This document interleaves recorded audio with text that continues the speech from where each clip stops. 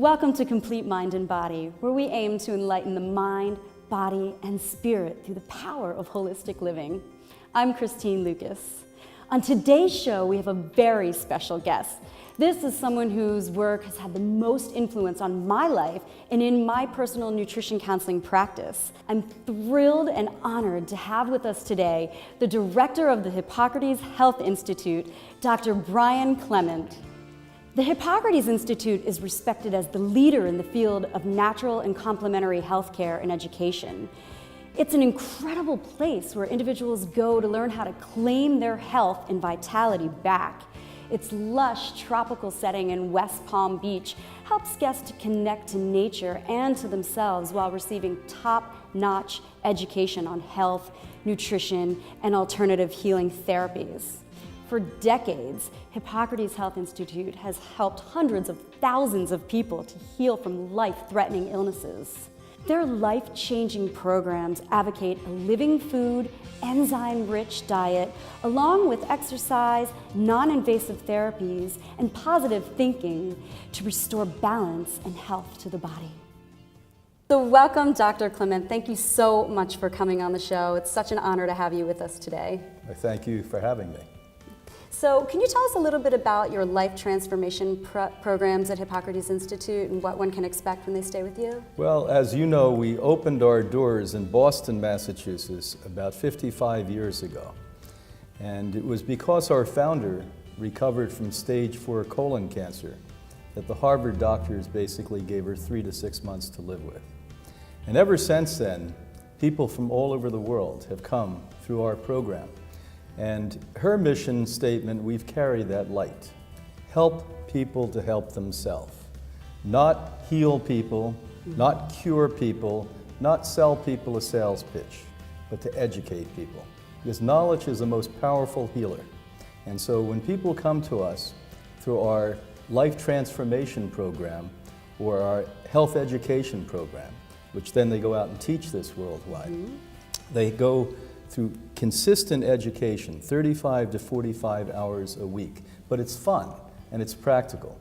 We take them from basic anatomy, making it fun. You know, many people don't know where the organs in their body are. That's true. And it's exciting for them. And it's not boring in the science we learned in school. And we actually get them in our vans and we bring them to an excellent health store and show them 85% of what's here is not good for you. And so when they leave, they know what to do for the rest of their life. And that's at a health food store. Absolutely. And so we really make this practical. Now, what we're best known for globally is people coming to us and healing disease. Cancer right at the top of the list. But the lesser diseases, cardiovascular, diabetic, multiple sclerosis, Parkinson's, Lou Gehrig's disease, right down to the easy ones, chronic fatigue syndrome, fibromyalgia, etc. This is what we do every day. I heard you one time say that you're either enlightened or frightened. That's right. Into the living foods, and That's that's always stuck with me.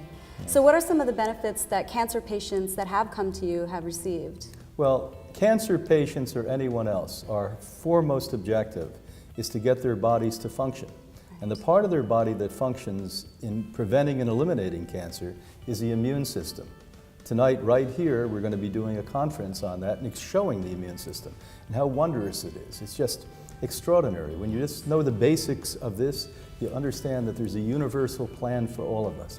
And if you just nourish it and you love it and you take care of it and you sleep adequately, it wants to fight for you. That's right. But what do we do in our cultures today? Worldwide, we almost have a full-time job to destroy our health and our immunity. So when that immune system builds up, no matter what the disease is, because all disease, in our opinion, is systemic disease. Right. It's not a categorized disease. Where is it? Where is the cancer in your body? And the immune system then happily begins to fight that and erode the tumors, erode the disease, erode the leukemia, whatever it may be. So what about when it comes to screening? I think most people rely on radiology or invasive procedures, which can't they make the cancer worse? Well, they can, but you know, the one area that does shine in allopathic medicine is diagnosis. The treatment protocol for cancer is horrible, but the diagnosis is good.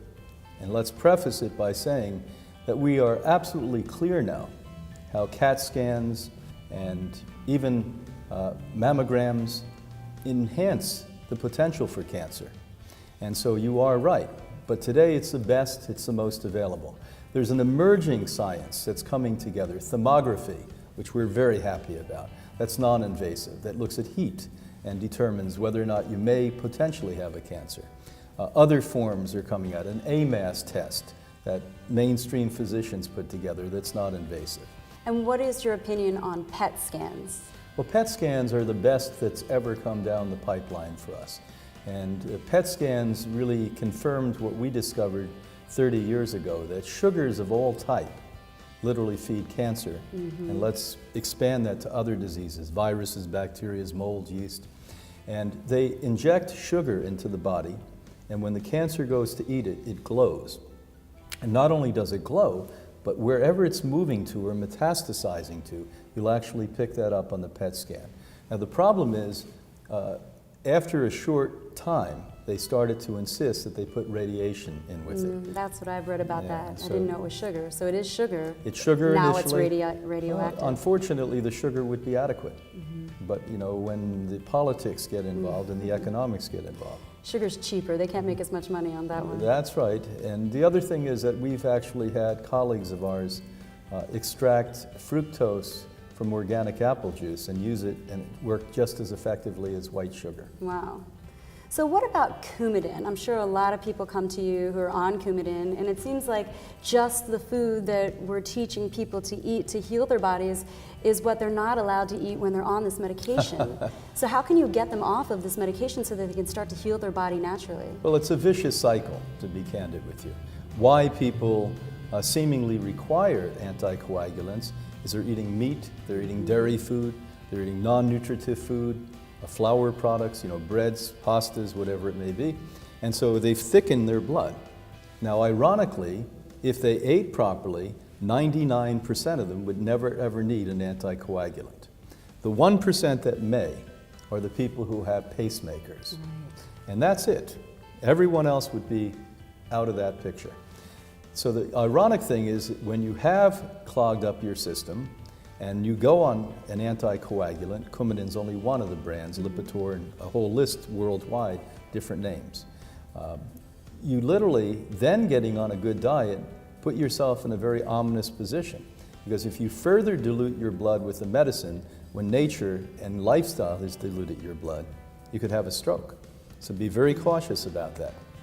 Get with your physician and demand that he or she literally reduce the Coumadin or Lipitor, the anticoagulant, as you're improving your lifestyle. And this happens very rapidly.